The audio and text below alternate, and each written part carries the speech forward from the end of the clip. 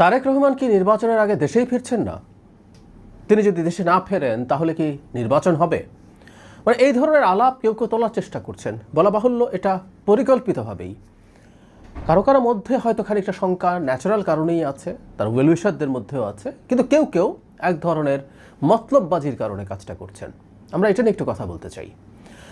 বাংলাদেশে গত বেশ কয়েক মাসে একটা ঘটনা ঘটছে, বা শেখ হাসিনার পতনের পর থেকেই, সেটা হলো নির্বাচনটা ঠিকঠাক হবে কিনা। কাগজে কলমে নির্বাচনের 2 মাসের মতো মাত্র বাকি আছে, তফসিল ঘোষণা হয়ে যাওয়ার সময় হয়ে এসেছে। তারপরও কেউ কেউ কোনো একটা ছুতো পেলেই বলার চেষ্টা করেন নির্বাচন হবে কিনা বা নির্বাচন হবে না। নানা রকম ক্যালকুলেশন, ষড়যন্ত্র, নানা রকম প্রেডিকশন দেখানোর চেষ্টা করেন। সেটা আসেই আমরা আসবো জনাব তারেক রহমানের কথা। আমরা খেয়াল করছি যে রিসেন্টলি বেগম খালেদা জিয়ার অসুস্থতাকে কেন্দ্র করে তফসিল পিছিয়ে দাও, এই ধরনের একটা আলাপ এনসিপি করছে। পিছিয়ে দাও সরাসরি না বললেও বলছেন যে এই জড়িত অস্থিরতা বা প্রবলেম ম্যানেজ না করে তফসিল যেন না দেয়া হয়। অদ্ভুত কথা। বিএনপি চাইছে না, এনসিপি চাইছে। বিএনপির সমস্যা হচ্ছে না, এনসিপির সমস্যা হচ্ছে।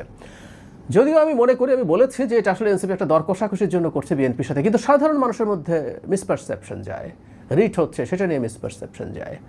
এখন আসি জনাব তারেক রহমানের কথায়। তার ব্যাপারে যে ধারণাটা কিছু কিছু হলেও তৈরি হচ্ছে, ইনফ্যাক্ট সেটার জন্য খানিকটা তার একটা স্টেটাসের ভূমিকা আছে আমরা বলবো। বেগম খালেদা জিয়া যখন সিরিয়াসলি অসুস্থ হয়ে পড়লেন, তখন জনাব তারেক রহমান যে স্টেটাসটা দিয়েছেন, সেখানে তিনি যে ধরনের বক্তব্য দিয়েছেন, যে দুটো জায়গা খুবই মানে মানুষের মধ্যে অস্পষ্টতা আরও বাড়িয়ে দিয়েছে। সেটা হলো একটা জিনিস স্পষ্ট, যে একক ইচ্ছাধীন নয়, মানে উনি চাইলেই একা সিদ্ধান্ত নিয়ে দেশে ফিরতে পারেন না। আরেকটা হচ্ছে এটা স্পর্শকাতরতা অনেক বেশি, তাই তিনি বিস্তারিত বলতে পারছেন না। ফলে মানুষের মধ্যে এই সংশয় তৈরি হচ্ছে। তার মানে এটা বুঝলেন যে চাইলেই জনাব তারেক রহমান যখন তখন দেশে ফিরে আসতে পারেন না। আর আরেকটা হচ্ছে খুবই স্পর্শকাতর, তাই কেউ কেউ এই সন্দেহ প্রকাশ করার চেষ্টা করছেন উনি আদৌ কি দেশে ফিরতে পারবেন। এই প্রশ্নটা আসলে তৈরি হয়েছে।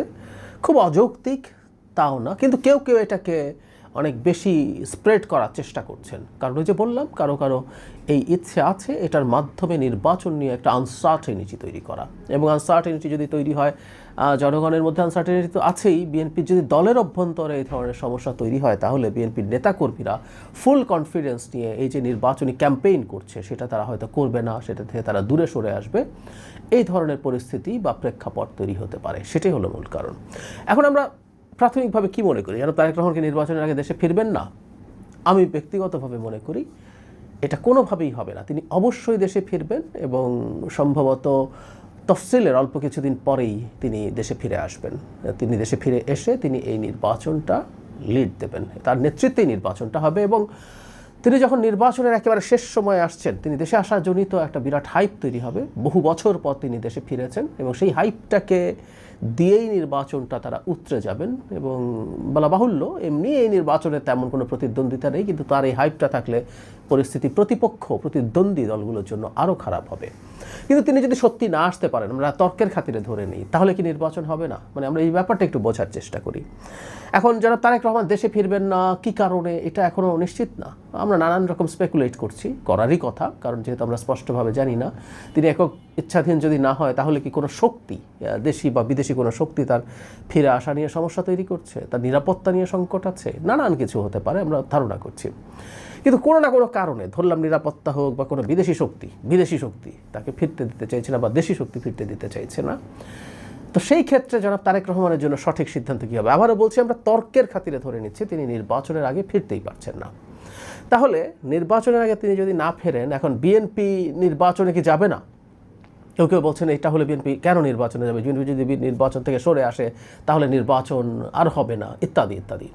আচ্ছা, জনাব তারেক রহমান যদি দেশে ফিরতে না পারেন, বিএনপি যদি নির্বাচনে না যায়, নির্বাচনটা যদি হয়, সেই নির্বাচনে কে জিতবে? জামাত জেতার সম্ভাবনা আছে।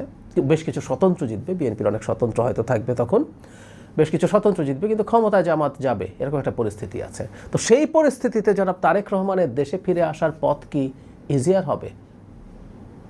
জামাত ক্ষমতায়, অনেক স্বতন্ত্র আছে, তাহলে কি ওনার জন্য সহজ হবে? নাকি বিএনপি পার্টিসিপেট করলো, নির্বাচনে জিতলো, এবং সেই বিএনপি যখন ক্ষমতায় আছে, ধরে নিলাম তিনি নির্বাচনে পার্টিসিপেটই করলেন না, কিন্তু বিএনপি তার দল যখন ক্ষমতায় আছে তখন তার জন্য দেশে ফিরে আসার যেসব বাধা আছে, সেটা দেশি বিদেশি নিরাপত্তা যেটাই হোক না কেন, সেটা অতিক্রম করা সহজ হবে। খুব সহজ কাণ্ডজ্ঞানের ব্যাপার।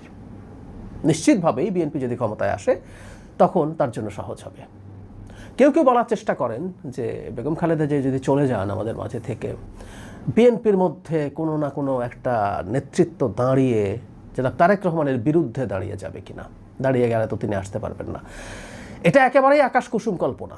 বাংলাদেশের মতো দেশে এটা আমাদের অলরেডি পরীক্ষা হয়ে গেছে। আমরা পছন্দ করি বা না করি, এই দুটো দল মূলত আওয়ামী লীগ এবং বিএনপি, এই দুটো পরিবারের বাইরে নেতৃত্ব কেউ দিতে গিয়ে সেই দলের পুরোটাকে তার সাথে রেখে একটা মারাত্মক বাধা তৈরি করবে জনাব তারেক রহমানের ফিরে আসার পথে। এটা হবে না, কোনোভাবেই হবে না। এবং কেউ যদি এই চেষ্টা করতে যান, তিনি তার রাজনৈতিক ভবিষ্যৎ খুবই ঝুঁকির মধ্যে ফেলে দেবেন। সেই কারণে ওই অবস্থায়, আবারও বলছি, একটা কাল্পনিক ব্যাপার, এটা একটা জাস্ট থট এক্সপেরিমেন্ট। উনি যদি নাও আসেন, কারণ নেতৃত্বে সরকার গঠিত হয়, তারা নিশ্চিতভাবেই জনাব তারেক রহমানের ফিরে আসার পথ ভালোভাবে ফ্যাসিলিটেট করবেন। জনাব তারেক রহমান ফিরে আসবেন, তিনি নির্বাচন না করলেও কেউ একজন রিজাইন করবেন, তার জায়গায় উপনির্বাচন করে তিনি সংসদ সদস্য হয়ে প্রধানমন্ত্রীও হবেন, এগুলোতে কোনো রকম কোনো সন্দেহ নেই। তিনি তার সব যাবতীয় বাধা অতিক্রম করবেন। সে কারণেই বলছি, আসলে এত কাল্পনিক কথা বলার একটা কারণ আছে, কারণ এটা জল ঘোলা হচ্ছে। তিনি মানে দেশের মাটিতে ফিরে আসা পর্যন্ত এটা নিয়ে শোরগোল, কথাবার্তা চলতেই থাকবে। কথাবার্তা চলুক। আমি প্রায় বলি যে তিনি দেশে আসছেন না, বা তিনি যে স্টেটাস দিয়েছেন, যেসব শক্তির কথা বলছেন, যে আলাপ তুলছেন, এগুলো ভ্যালিড আলাপ, এগুলোকে আমরা বাদ দিতে চাই না। এগুলো মানুষ জানতে চাইতে পারে। আবার সবসময় সব কথা বলাও যাবে না। অনেকে বলছেন জনাব তারেক রহমান কেন এটা করছেন না, তার কি সমস্যা, কেন তার হাতে নেই, আর কার হাতে আছে, এগুলো জনগণকে খোলাসা করা দরকার। অ্যাপারেন্টলি ভালো শোনায়, কিন্তু আমরা রাষ্ট্রীয় পর্যায়ে ক্ষমতার বলয়ের, নানান বলয়ের মধ্যে এমন অনেক কিছু ঘটে যেগুলো আসলে এত সহজ সরল না, সব কিছু চাইলেই বলা যায় না। কিন্তু তিনি ফিরে আসবেন, ফিরে আসার আগ পর্যন্ত এই কথাগুলো চলতেই থাকবে যে তিনি কি করছেন না করছেন, কি সমস্যা করছেন, তিনি না আসছেন কি না, না আসলে নির্বাচন হবে কি না। মানে কেউ যে বলছি যে একটা গ্রুপ চাইলেই নির্বাচন পিছিয়ে যাচ্ছে, নির্বাচন হচ্ছে না, এই আলাপ তুলতে চান, তাদের উদ্দেশ্যে বলার, আমরা আশা করি আপনারা বুঝতে পারছেন, জনাব তারেক রহমান নির্বাচনের আগে যদি ফিরে নাও আসতে পারেন, তারপরও তার দল নির্বাচনে পার্টিসিপেট করবে, নির্বাচন করবে, এবং এটাই তার জন্য বেস্ট অপশন।